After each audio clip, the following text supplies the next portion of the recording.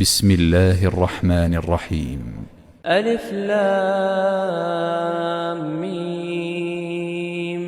تلك آيات الكتاب الحكيم، هدى ورحمة للمحسنين الذين يقيمون الصلاة ويؤتون الزكاة وهم بالآخرة هم يوقنون. أولئك على هدى من ربهم وأولئك هم المفلحون.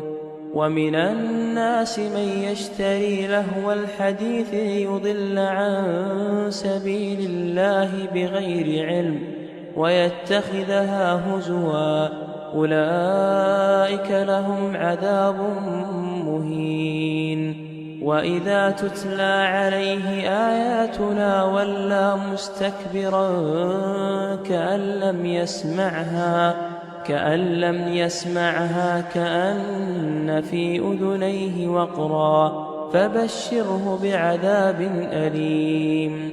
إن الذين آمنوا وعملوا الصالحات لهم جنات النعيم خالدين فيها، وعد الله حقا وهو العزيز الحكيم. خلق السماوات بغير عمد ترونها وألقى في الأرض رواسي أن تميد بكم وبث فيها من كل دابة، وأنزلنا من السماء ماء فأنبتنا فيها من كل زوج كريم.